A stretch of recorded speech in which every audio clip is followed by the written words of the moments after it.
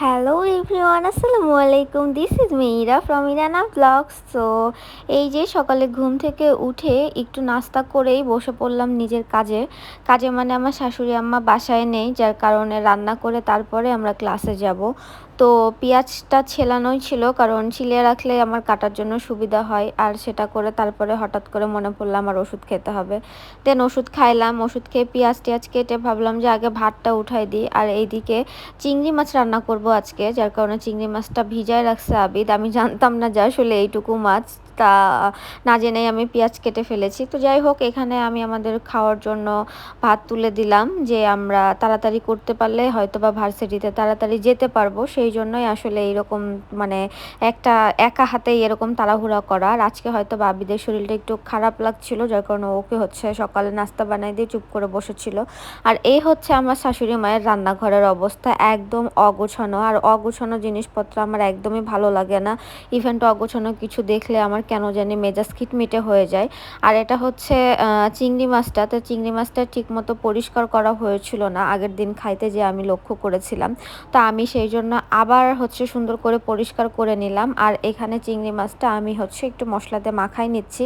আর এই যে পরিষ্কার করার পরেও এই এতগুলো ময়লা চিংড়ি থেকে বের হয়েছে। আর এখানে এলাচ, লবঙ্গ, দারচিনি, তারপরে তেজপাতা দুইটা, এগুলো নিয়ে নিয়েছি। মানে যা যা লাগবে আজকে রান্না করতে, আমি যা যা উপকরণ ব্যবহার করব সেইটুকুই। আর এখানে আমি তেল দিয়ে দিলাম। তেল দেওয়ার পরে আমি একটা চিংড়ি মাছ ছেড়ে দেখছিলাম যে আসলে তেলটা গরম হয়েছে কিনা। সো গরম হয়ে গিয়েছে। আর তারপরে আর কি, তারপরে আমি এখানে চিংড়ি মাছটা একদম হালকা একটু ফ্রাই করে নিয়েছি। হালকা ভাজার কারণটা হচ্ছে যে চিংড়ির যে একটা স্মেল বের হয়, সেই স্মেলটা যেন চলে যায়। আর এইভাবে করে মানে আমি এটার মধ্যে হচ্ছে সব ধরনের মশলাই দিয়েছি, দিয়ে হচ্ছে কি বলে ভেজেছি, যার কারণে চিংড়িটা খেতে যেন ভালো লাগে, একদম জানি মানে ফ্যাসা মানে ভাতের মতো যেন না লাগে এরকম। তো যাই হোক, আর আমি অনেক তাড়াহুড়া করছিলাম, যার কারণে ওই সাইডে আবার তেজপাতা মশলাগুলো দিয়ে দিয়েছি, যে তাড়াতাড়ি শেষ করে আমাদেরকে যেতে হবে। কিন্তু আর কি করার, তো এই যে এখানে করছিলাম এক সাইডে। আর এগুলো এই যে ভাজার পরে এইরকম একটা কালার এসছে, যেটা আমি একদম হালকা একটু ভেজেছি। আর তারপরে আমি এখানে পেঁয়াজগুলো দিয়ে দিলাম, দেওয়ার পরে তো এই যে আস্তে আস্তে করে নাড়তেছি।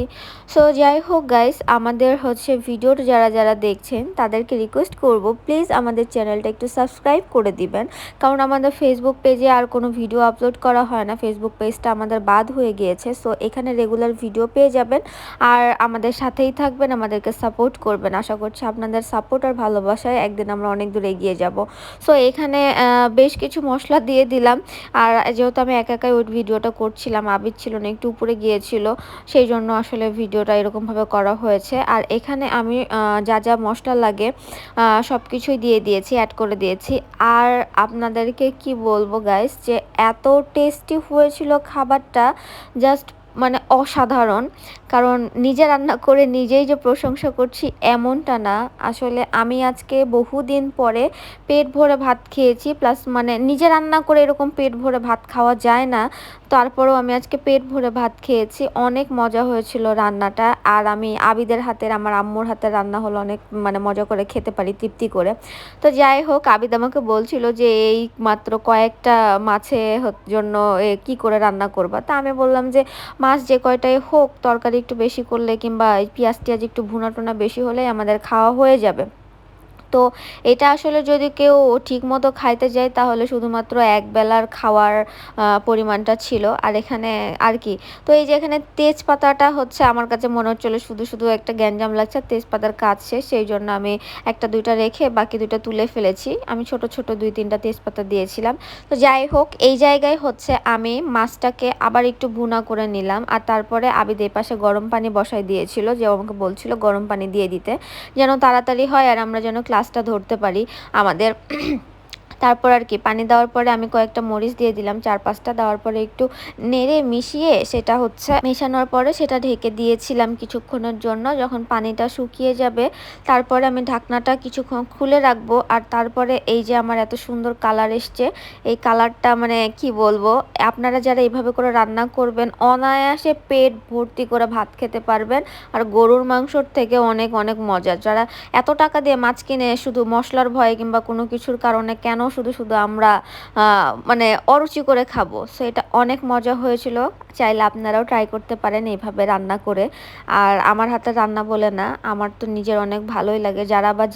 যারা বলেন যে আমি রান্না পারি না, তাদেরকে আর কিছু বলার নাই। সো এই যে তারপরে আবিদ নিয়ে নিল, আর তারপরে আমাদের ক্লাসও মিস হয়ে গেল। আমাদের আর যাওয়া হলো না, আমরা রেস্ট করতে চলে আসলাম। সো আল্লাহ হাফেজ।